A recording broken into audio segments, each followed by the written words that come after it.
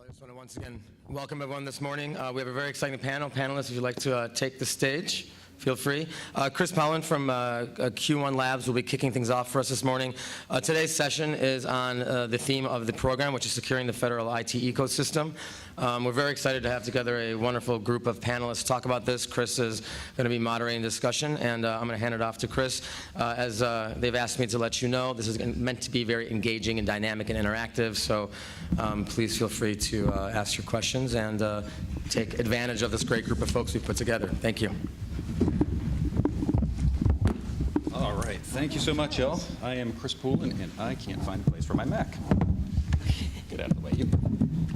So, welcome this morning. We're going to be talking about a laser-focused topic, which is the ecosystem and how to secure the ecosystem, what it means today, and what it means tomorrow.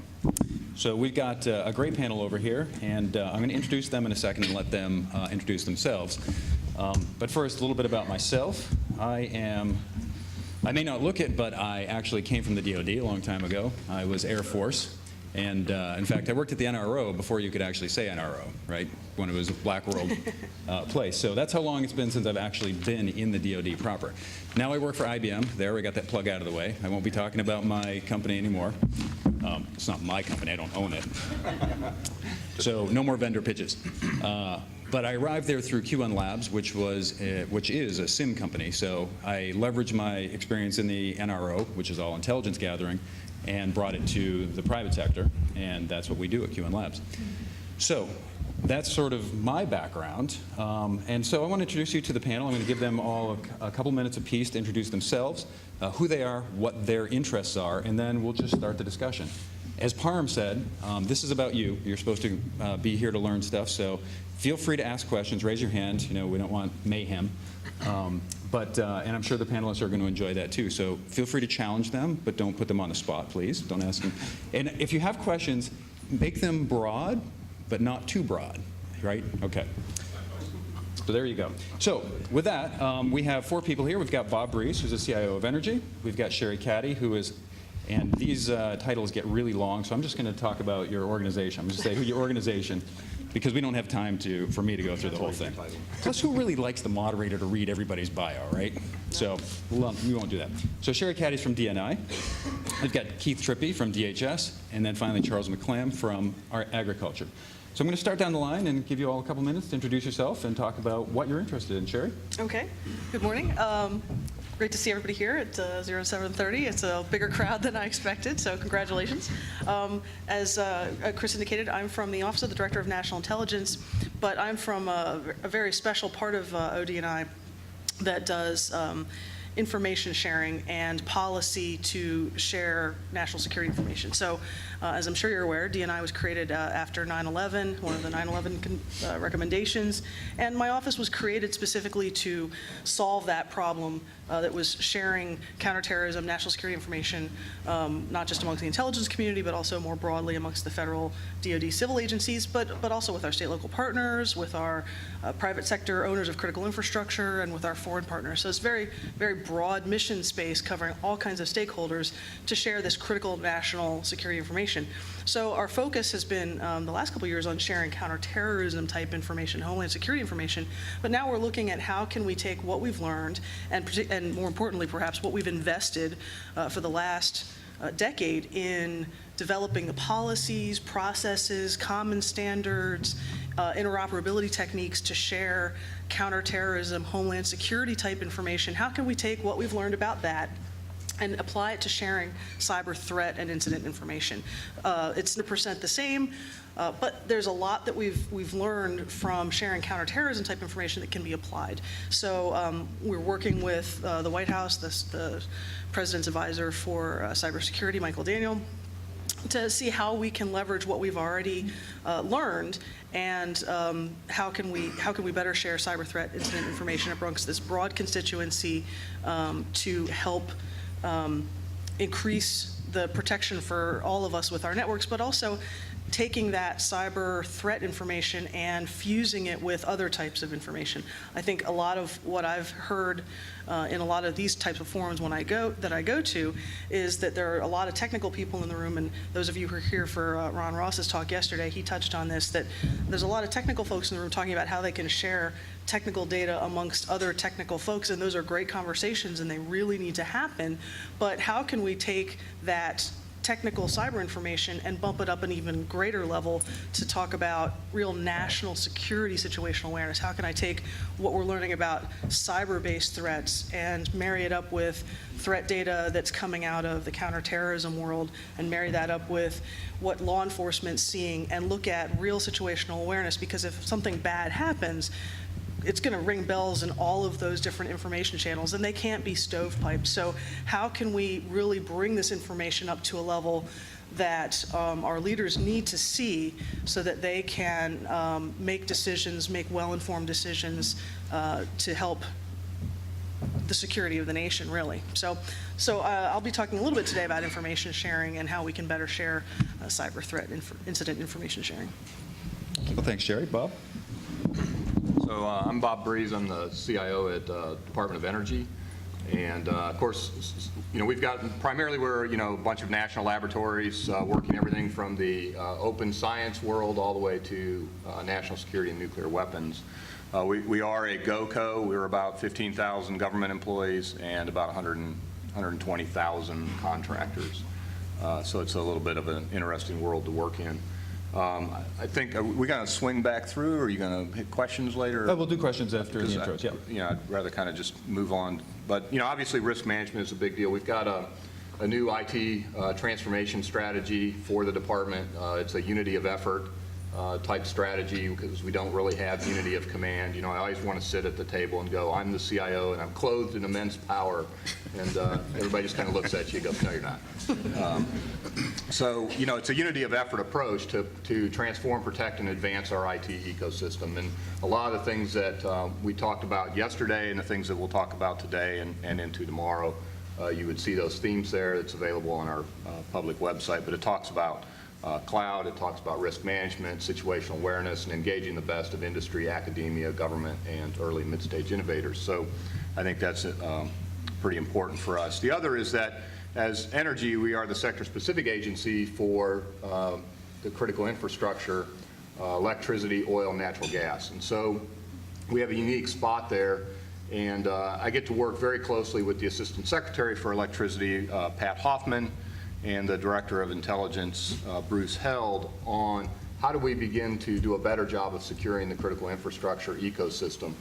We've spent a lot of time since the creation of the current version of FISMA and those things in securing government networks, but there's a huge variation in the security of our critical infrastructure providers. And because 80% of it is owned and operated by the private sector, that leads to even more variation from these mom and pop electrical distributors that may actually be critical to keeping a major military facility online to large independent system operators and others like that. So we have developed an electric sector cybersecurity capabilities maturity model, the ESC2M2. It's also available on the Energy website. And gives companies a chance to evaluate their cyber risk management program in 10 different domains. It's not a technical assessment, it's a management assessment. So it looks more like an ISO 9000, oh good, now I know who I am. Like an ISO 9001 type assessment. But we have piloted it in about 30 companies. They found it to be very helpful. And we're also looking at rolling that into the financial services sector as well. So the other is staying on that theme of risk management. We had some interesting experiences during Sandy where we did some real-time innovation, real-time risk management from a business standpoint and from a data standpoint of things that we probably wouldn't do on a day-to-day basis, but were critical to enabling FEMA and the state and local authorities complete their response and recovery actions. So, Thanks much, Bob. And Charles? Thank you, and good morning, and thanks for this opportunity to be a panel member and talk to you guys about technology. Some of the things that the Department of Agriculture is doing in the cybersecurity space, as well as cloud computing, and a number of different areas that we're looking to expand our horizon in. As most of you guys know, cybersecurity is probably the underpinning of a lot of the technology, a lot of the infrastructure that we have to interact and deal with on a daily basis.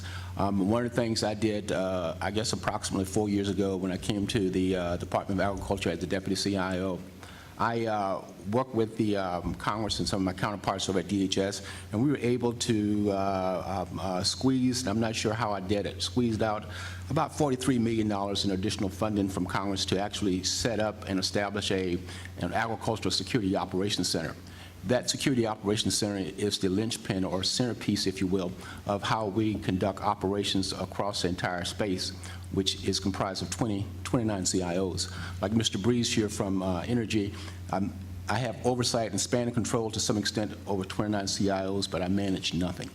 It's always a challenge to really work very, very collaboratively with them and figure out nice, nifty ways to do things smarter, cheaper, faster, and hopefully we're all in one piece at the end of the day and things don't go wrong. We're going to be focusing on at least in ag, on FedRAMP. Most of you guys have some familiarity with FedRAMP and how GSA is looking to take a lead role in that in concert with DHS and a few other agencies to make sure that we're monitoring our applications as far as 853 Rev 3 to NIST controls, and we're laying the controls on top of the systems and applications where it makes good business sense and where we need to, opposed to just certifying everything that reaches a 3-year window. We're doing it as we go. So we can hopefully have visibility of gaping holes in our security apparatus, and we can make those mid-course corrections before we get too far downstream and things begin to go south. What you may not know is one of the key mission areas for the Department of Agriculture is managing and overseeing our national agricultural food service. And that's comprised of grain, feed, seeds, inspections from poultry to eggs. It's a litany of efforts that we have to manage from a cybersecurity perspective. We also have Agricultural Research Institute. We work with our foreign partners in 94 different countries around the globe to look at ways to grow our crops better, how we manage our seedlings, how we conduct inspections at our borders, Mexico, Canada, how we work with other countries to make sure that inspections are being carried out at various ports before items and different kinds of food stuff reach our shores. It's a big mammoth effort. We stood up the Cybersecurity Operations Center. We're continuing to work with DHS and our partners in other federal spaces across the government just to make sure that nothing gets through that causes each and every one of you and many, many people across this land problems in terms of food and how we manage that in a way just to keep everyone safe. So I'm sure there will be a lot of questions about what USDA is doing in the cybersecurity realm. I'll talk about that as best I can, but I can assure you I'm no expert. I have 29 CIOs who tell me that every day, and that's okay. You know, we have that healthy relationship, and I think that what keeps me getting up every morning, coming to work. Although I don't necessarily need to right now, but we're going to do some good things. So I'll take any questions you have as we go through the program. Thank you. Great, thanks, Charles. Keith? So over at the Department of Homeland Security, we don't have any of the challenges of the 29 CIOs. We have maybe half of those, and every one of them want to support all of the efforts that we're collectively working on with them. And I'm sure Bob, the labs have the same thing in OD&I. So I can see your hair is a little darker than mine. when I started at Homeland Security, I had hair this big. I was 6'2" and blonde, and now look at it. 6 years later, this is what happens. Homeland's a great place. I've been there 7+ years. I was at TSA for a year, then popped up to the head shed.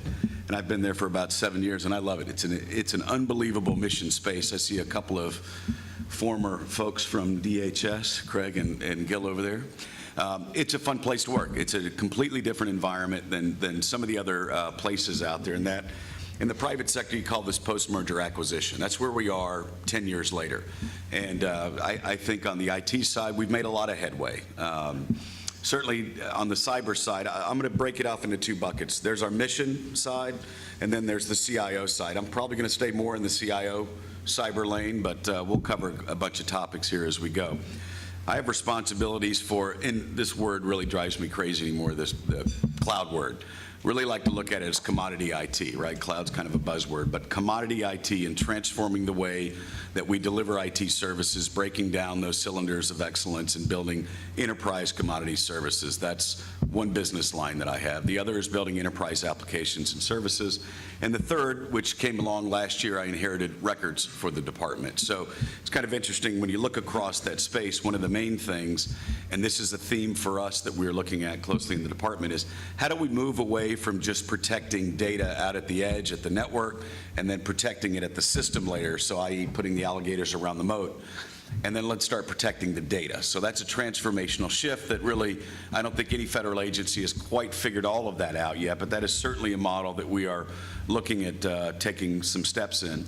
Another component that we're looking at here in the IT security ecosystem is how do we look to move away from merely a compliance sort of security posture into more of a risk management? Bob talked a little bit about risk management. And it's interesting, during a crisis, we all tend to work a little differently, right? During Sandy, we worked on collective efforts together, as long with state and locals. And I'm not saying that things were done that we probably wouldn't do during day-to-day. We just don't typically always do those during day-to-day. So we did that because we were managing an incident. We had to share information to help mitigate some of those risks. So how we move from just, I have paperwork that's this big and I slaughtered 50 trees, and so I have a secure system, and then I'll come back again in 3 years and go revisit the ATO. Moving a little bit away from that model, moving more into a risk management posture, continuous monitoring, looking at the controls that we have in place, operationalizing IT security rather than just being a compliance factor. So while compliance does get us a step in the right direction, 853, NIST, all have done great things. We want to look to mature that a bit and see how we can operationalize IT security. And I think that's another key tenet that we're moving on. And then another area that I wouldn't mind fielding any of the questions on, when you talk about an IT ecosystem, and I talk about this all the time with my staff and with the folks around us, we cannot do this with the acquisition community.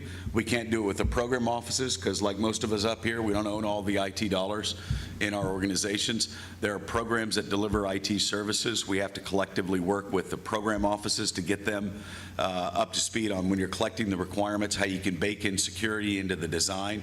Don't try to snap on security at the end as a bolt-on. Do it, bake it into the DNA just like you would functional requirements or 508, just embed it as part of the process. So those are sort of three key theme areas, and if anybody wanted to ask a question about high security controls and what the department is doing on that, I'll be happy to field that when the question comes. I'm leading the witness on that. All right, great. So now we know the panelists, and I'm going to do something. We haven't really prepared these questions, so I'm going to try not to not surprise you all. But so the first one's going to be sort of a psychological test. And I want you to think about this as, what's the first thing that comes to your mind? All right, so y'all ready? All right, good.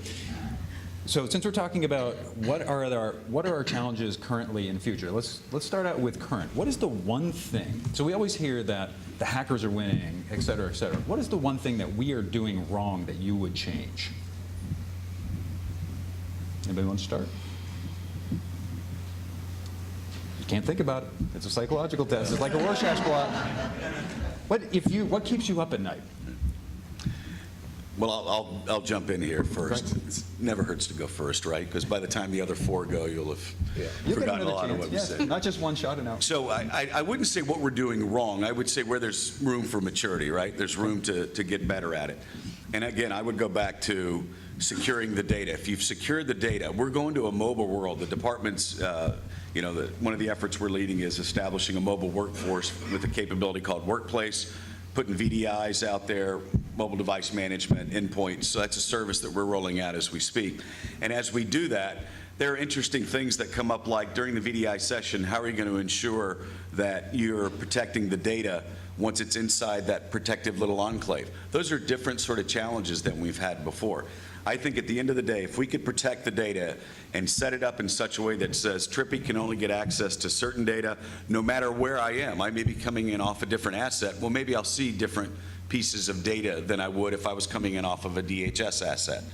I think protecting the data is one of the main things that we can do, and the other would be, I like the operationalization of the IT security, and to me, continuous monitoring is a big step in that direction, which is the visibility that maybe we don't have as robust visibility today as we'd like.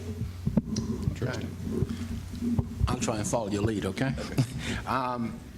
For us over at agriculture, I think there's two, I guess, primary challenges that sometimes keep me up at night, and we have a very aggressive secretary who stays very, very engaged in a lot of stuff that we do on the IT side of the house. One of those challenges is the overall data. I think for the most part, industry, the federal space, we look at infrastructure and we look at client software, hardware, if you will, to help us manage and secure our overall infrastructure and our enterprises. And that's not a bad thing, because I don't think we've transitioned sufficiently further down the road to understand that we are venturing into a new space, if you will. And I think we have to get to a point where as we begin to tag the actual data, we have to look at the data from the very inception of how it's going to be used, what's the end game for this particular data element, and that has to be tagged in such a way to ensure that as it's processed through the various application layers, we understand the security that needs to be around that, right? Secondly, as industry produces more and more technology, whereas you almost have a mini mainframe in your hand or in your back pocket, we have to look at how we manage and compartmentalize the data on government-owned devices in such a way whereas it's not open to being spoofed through wireless interception.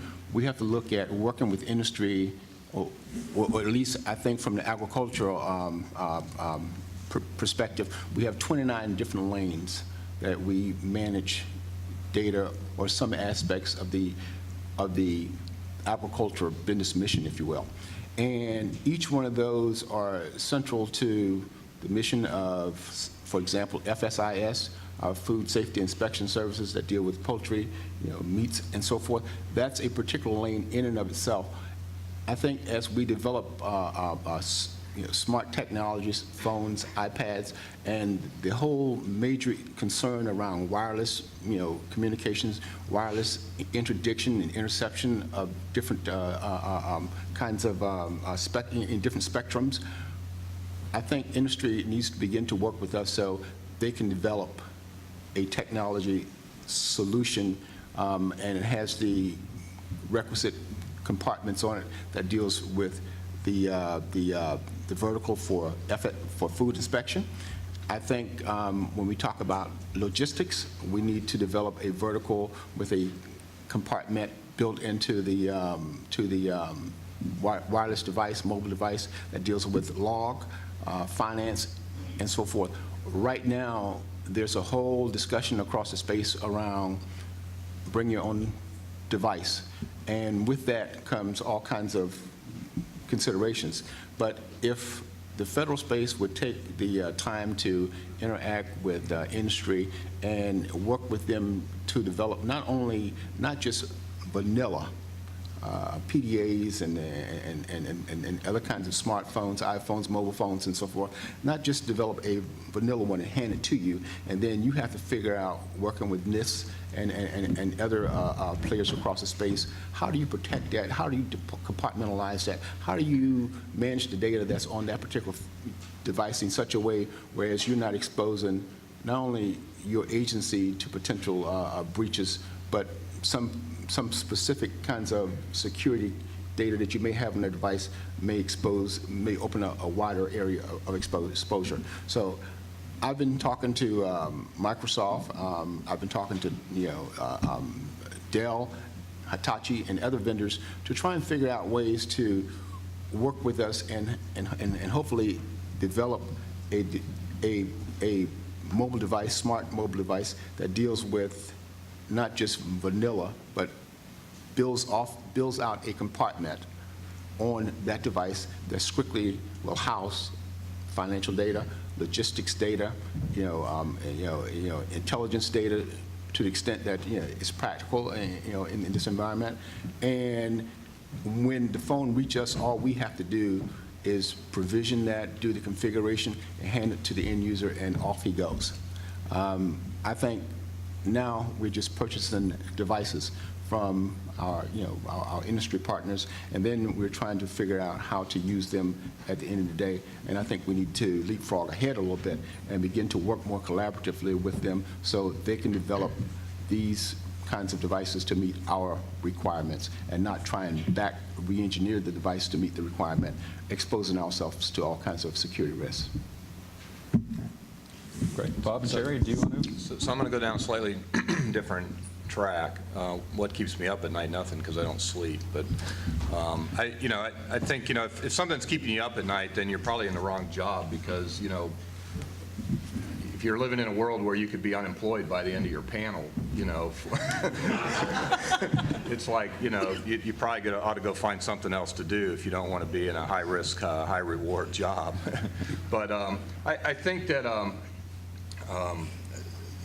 want to hit quickly three things. One is that I think there's still a lack of belief almost that the disparity in capability is much greater than the disparity in the threat. And I've had that conversation with industry most recently in October up at the Secure Compute Congress in New York. And there are companies that still don't think they're a target. And it's like, well, if you're a for-profit organization, we'll just stay in that lane for a second, and you have something that differentiates you and that makes you competitive in the market, then there's somebody who's after your stuff. Okay, so you are a target, and I think there's still some lack of belief of that out there. The other is that we spend a lot of time on what I would say are the first two phases of a protect, recover, respond framework.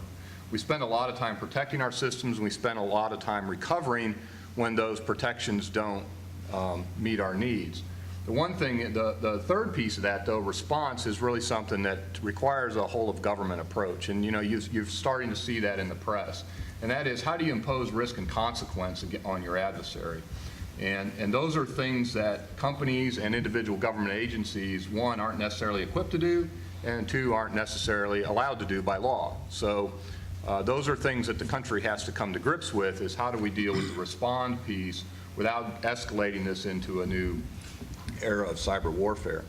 The thing I think where we still need to do a lot of additional work, though, is in education. I mean, we've got to grow a future workforce and a future group of citizens who view cybersecurity as important, the safety online and the security online as important as their safety and security walking to and from or driving to and from school, the grocery store, and everything else. And DHS has a pretty nice, catchy phrase of stop, think, connect.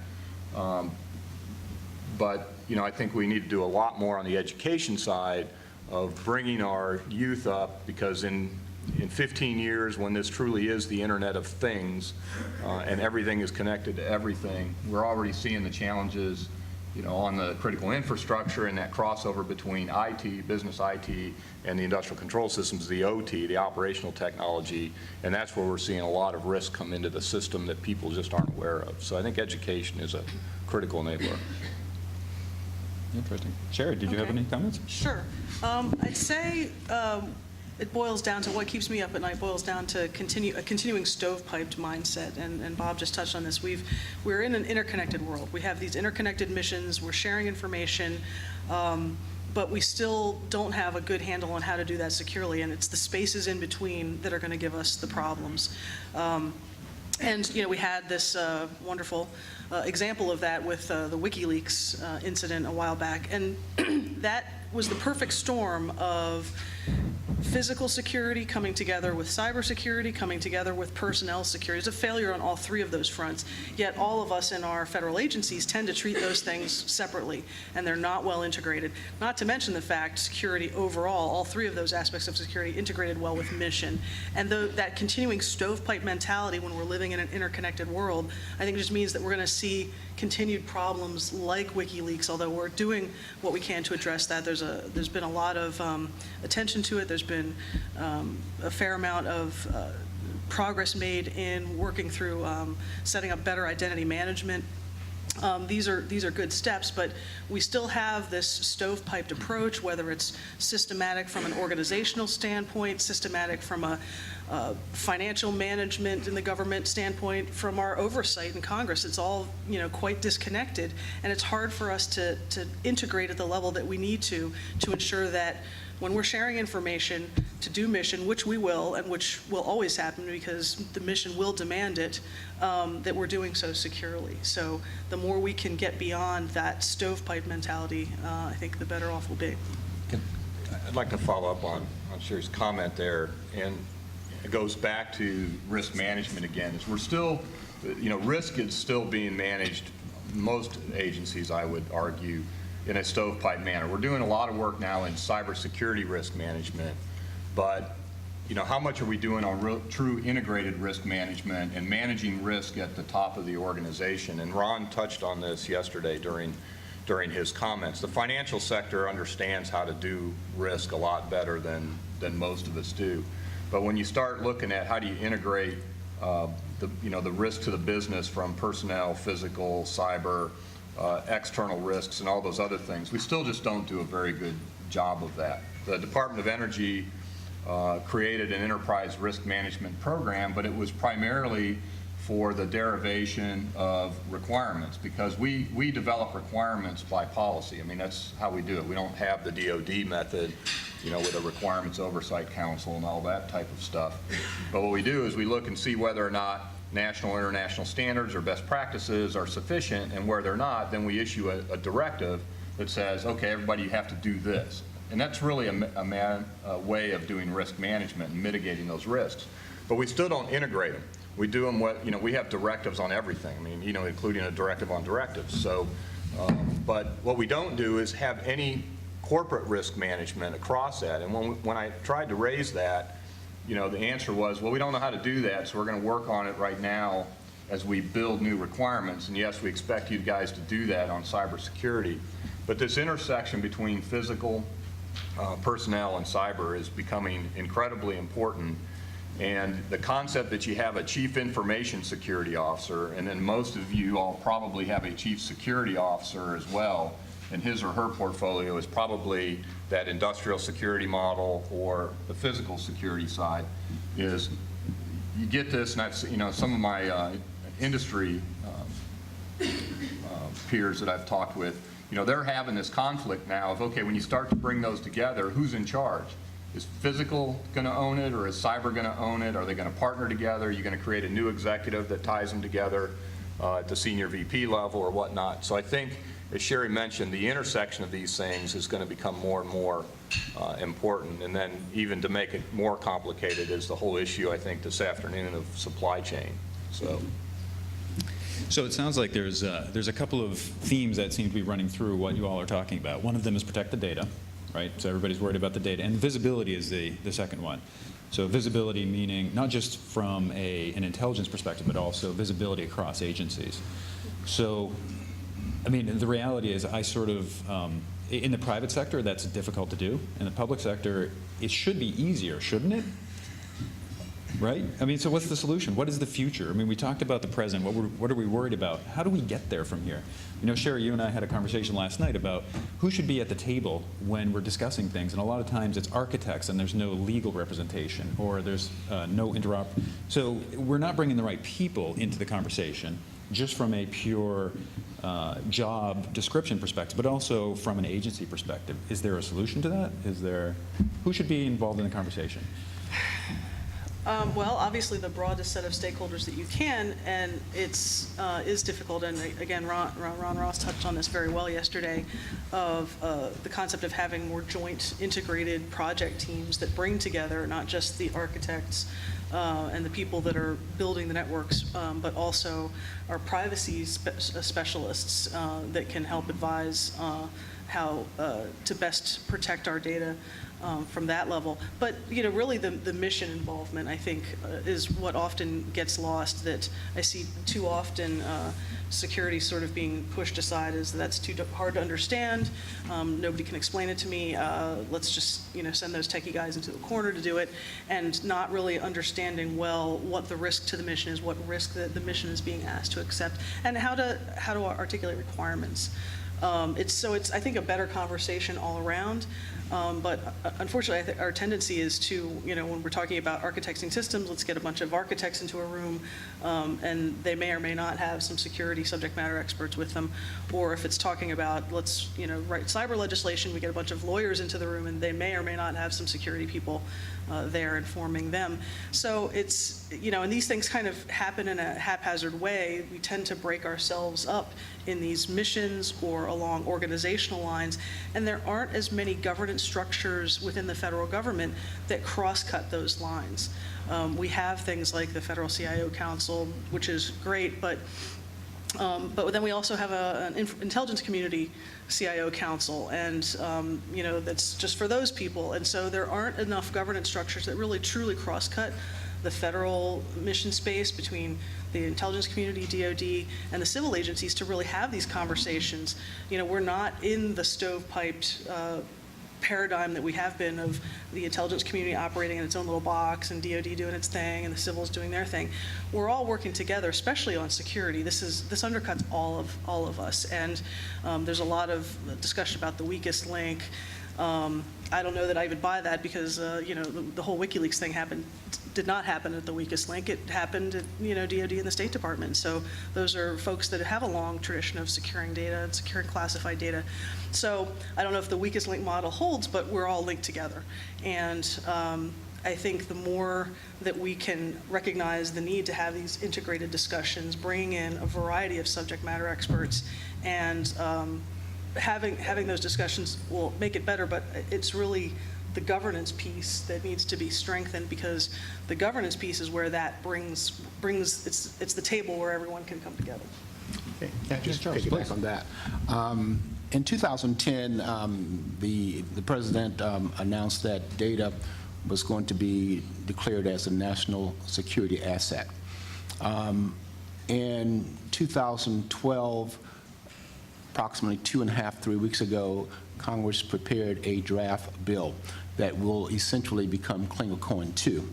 Klinger-Cohen 2 is designed to look at all of the edicts that the Office of Management and Budget has put out over the past, 8 years or so, and figure out a way how to boil that all down to a Paperwork Reduction Act number 2. So we're in the throes of doing that. But one of the central themes that I see that over my 30-some-odd years being in the federal space in different cabinet-level departments is that there's always verticals. There's always rice bowls. There's always fiefdoms and kingdoms that people with processes are determined to hold on to. And when we look at data as a national security asset and trying to figure out a way, working with our industry partners, how best to protect that, we need to look at it just as that, as a national security asset, because we have become so, I guess, interconnected across the internet, across cloud computing, across many different spaces within the technical realm, until we just can't afford to play Russian roulette with our national security on a number of fronts. We have national security, at least from my vantage point, from the kinds of things I have to deal with each and every day from a food perspective. And without food, we all stand to perish at some point downstream. I think even within the House Government Operations Committee, there are different relationships not in sync, different different considerations, not talking to each other, and out of House Gov Ops comes a bill that says take all of the OMB memoranda, if you will, that's been spewed out over the past 8 years and call that down to a new Paperwork Reduction Act or Klinger-Cohen Act and hand that to the agencies, and they will start anew, and this will be something good that we would have done for the next Congress that will be convening in the next month and a few days from now. That's all well and good, but I really think that those committees need to meet with the leadership of the agencies, the cabinet level departments, and set a broad blueprint framework of how best to protect different verticals of data. You know, there's national security data on the intelligence side, there's defense data on the DoD side, there's national, considerations on the food and ag side. They need to meet and figure out the broad policy paradigm construct, if you will, and the agencies need to be held to account and answer to that, opposed to working their little fiefdoms and figuring out ways to do things differently that expose different, kinds of data and information points to people that we don't necessarily want to have it. We need to get beyond that of coming up with information technology solution that doesn't really assess the implications of the data unauthorized release and what that really means for us as a nation when it happens, so we don't have to figure out how to clean up after the fact. We need to assign values to data up front. We need a broad paradigm from the top leadership from this, in this country, and everyone else in agencies and independent organizations need to be held to account to comport to that. I know about the solution around the glass is 80% full. We'll deal with the other 20% later, but the other 20% might mean someone inadvertently getting codes to launch a ICBM. Do you want to deal with that? Probably not. But we need to figure out a way how to manage the data and tag the data from the very inception up front, so you preclude the agencies and these different rice bowls from tampering with the processes that we use to manage, secure, and control that data.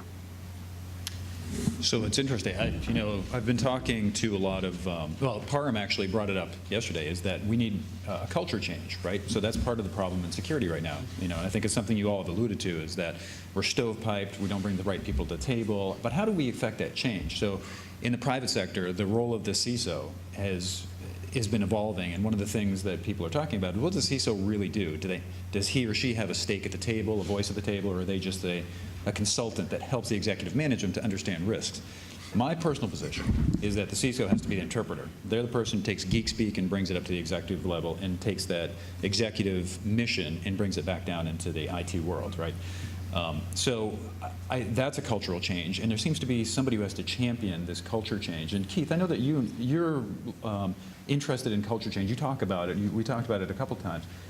What can we do? Is there any solution to that? Is it fruitless? Let's just all go home? Well, I certainly hope not. That's not the answer. I look at change, and again, around the ecosystem. On the security side, I'm going to look at a couple of folks that were running security over at our place. Folks that were raised in the CISO swim lane over the past 20 years were raised kind of a certain way, right? You came in, you had certain background, you were trained a certain way. Where are we training? Where are we maybe updating the training of the folks that are in the CISO swim lane? So you've got your ISMs and your ISOs that are out there at each of the organizations. Where are we maybe retraining them around a risk management module? Where we may be retraining or adding training around how they can help articulate and work with the business community to where the business community says, I don't want to have a meeting unless they're in the room. Has anybody ever said that? Have you guys ever heard the business folks say, I'm not going to have a meeting unless they're in the room? Why not? Well, there's a reason for that, right? How do you change that paradigm? It's a cultural shift, I think, that's going to probably take a generation to transform the way that we implement and change the IT security dynamic, to where they're at the table and it's part of the DNA. If you're a developer or if you're a business owner and you want to go put a capability out, I tell you what's happening now with the semantic web, let the data come to me that I want. Don't make me go out and hunt all the data. That's a totally different paradigm. Mashing up internal data, federal data with external data, and bringing it together when I need it to make a decision, that's powerful stuff.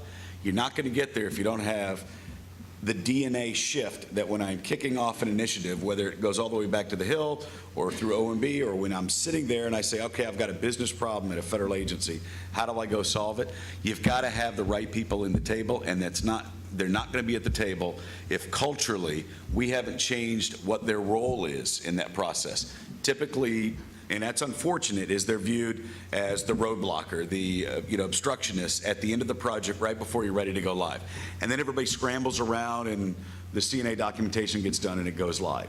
And no one really feels good about that. I think it's going to be a cultural shift in how we hire, how we retrain folks. Because, for example, in my organization, I'm not looking to go out and hire a bunch of sysadmins anymore. It's commodity IT. Quite frankly, a lot of the platform stuff, that's commodity IT. The business value, I think, for CIOs going forward is in the business layer. It's not in the platform and below. There's no true value add there. But if the security is baked into the DNA of those platforms, I'm going to spend less time and money trying to get those systems secure. So it's the entire ecosystem, the vendor community, right? We all have standards. Well, that kind of is an oxymoron. We should have a standard, right? So how does the community get together and say, how do we come up with standards that we can all live with? FedRAMP was great. That, to me, is a model shift inside the federal government, because now everybody doesn't have to say, I'm that special, right? We talked about that a little earlier, the cylinders of excellence. If I can get to moderate, man, that's a good break in the right direction. Now, how do I get to high? The department is internally, inside the department, we've come up with a set of high controls for confidentiality, integrity, and availability that we have got the CISO Council and the Deputy CIO Council approval. And we are actually going out now in our 2 primary data centers and looking to implement those controls and make those available for programs that require high, high, high. So we've tried to go up to the next step. So we're definitely FedRAMP, perfect. That's at the moderate. Now we're going to go up a layer. So I think standardization, retraining folks in the way that we're implementing IT security, it's part of the DNA. And then you got to bring the business guys to the table. So if they're starting a new program or a new initiative, I think that's where it's key, where senior leadership has got to come in and say, I'm going to have the right people at the table from the start. So I think those are things that I just can't accept that we're not going to change with the time. The data and the missions of the federal agencies are just, it's happening. So we have to make sure that we're able to get out in front of it. Thanks. So unfortunately, we have hit our time at this point. And I mean, I feel like we should have had a drink or something like that, because I feel like we've had a great conversation about how to solve cybersecurity problems. Oh, you guys are here too. I'm sorry. I didn't realize we had people watching us. So, and the things there are a lot of things that we didn't address, and I really wish we had time. Cloud is one of them, right? I mean, I know that's interesting. Risk management, how we actually deal with risk management. The fact, I'm actually sort of impressed. I never really think of agriculture as being the critical infrastructure. It doesn't occur to me. You're sort of the unsung, if that's true, then the EPA is as well, right? Because you need air and food before we even start thinking about our cybersecurity needs. So there's all kinds of avenues that we could dig into that. But I think you have a little more of the second one than you do food. That's true. So anyway, I want to just thank our panel. Thank you so much for your time. I hope that everyone will take advantage of the fact that they're around for at least the rest of the day, maybe tomorrow. Connect with them in the hallways, connect with them at the Roaring 20s night. Everybody's got their flapper outfits, right? I don't know what guys wear. I just know what women wear in the 20s. So that's it. And once again, thank you, panel. It's been wonderful. Thank you.